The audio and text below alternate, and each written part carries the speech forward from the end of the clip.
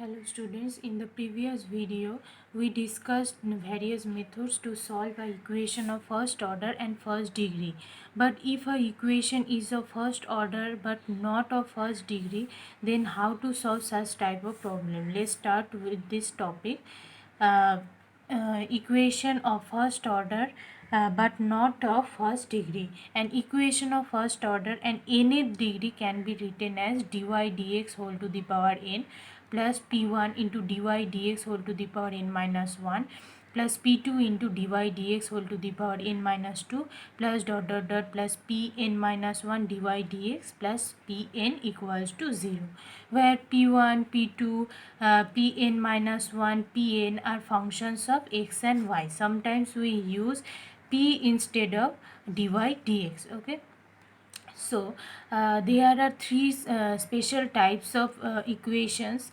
Number one, equation solvable for p, equation solvable for y, and equation solvable for x. In this video we consider the first type of equation, and remaining two types of equation will be discussed in the upcoming video. Okay, so consider equation number 1. uh, this equation can be written as p to the power n plus p1 into p to the power n minus 1 plus p2 into p to the power n minus 2 plus dot dot dot plus pn minus 1 into p plus pn equals to 0. Okay, we just replace dy dx by small p. Okay, now, if the equation can be written as an algebraic equation in small p, which has n roots, say p1, p2, pn, then this equation can be written in the form p minus p1 into p minus p2 into p minus p3 into dot dot dot p minus pn. Okay, so this implies one or more factor of this will be 0. Okay, then either p minus p1 equals to 0, or p minus p2 equals to 0, or p minus p3 equals to 0, or more of them may be 0. Okay, now to get the complete primitive, we just have to solve all these equation and combine all the solution, then we get the complete primitive. So let us consider some examples. Example number 1, solve p square minus 9p plus 18 equals to 0. Okay, so first we factorize the equation by either middle term factorization method or quadratic formula, means Sridhar by Sridhar Acharya formula. So here we use middle term factorization method. So p square minus 6p minus 3p plus 18 equals to 0. We take p common from the first two terms and 3 common, minus 3 common from the last two terms, then we get p into p minus 6 minus 3 into p minus 6 equals to 0.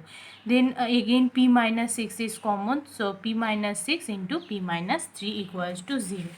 Now either p minus 6 equals to 0 or p minus 3 equals to 0, or both will be 0. Okay, then we have to solve both this equation. First equation, p minus 6 equals to 0 means dy dx equals to 6, then dy equals to 6 dx. So now integrating both sides, we get y equals to 6 into x plus c1, where c1 is any arbitrary constant. Again by similar procedure, we have p minus 3 equals to 0 means dy dx equals to 3. So dy equals to 3 dx means integrating both sides, we get y equals to 3x plus c2. Okay, now the complete for the complete primitive, we just take these two equations together and write another arbitrary constant c in place of c1 and c2. Okay, so the complete primitive is y minus 6x minus c into y minus 3x minus c equals to 0. This is the complete primitive or general solution where c is any arbitrary constant. Okay, so let us consider the next examples. Solve p square plus 2xp minus 3x square equals to 0. Again we use either middle term factorization or quadratic formula. Here we use middle term factorization method. So p square plus 3xp minus xp minus 3x square equals to 0. We take p common from the first two term and minus x common from the last two terms.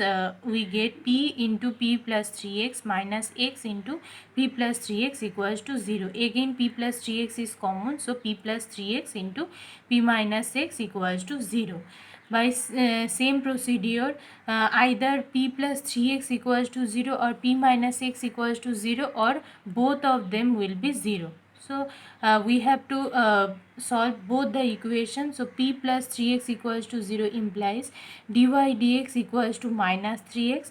So dy equals to minus 3x dx. So y equals to, integrating both sides, we get y equals to minus 3 by 2 into x square plus c1. This equation can be written as 2y plus 3x square equals to 2c1, where c1 is any arbitrary constant. Okay, and this p minus x equals to 0 implies dy dx equals to x, means dy equals to x dx.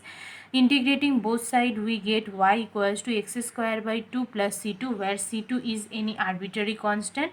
So 2y minus x square equals to 2c2. So for the complete primitive, we combine the two solutions and put c in place of 2c1 and 2c2.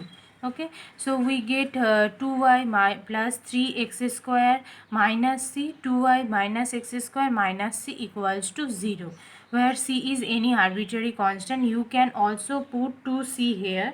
You can also put 2y minus plus 3x square minus 2c into 2y minus x square minus 2c equals to 0, because c is chosen as arbitrary constant. So this is the complete primitive.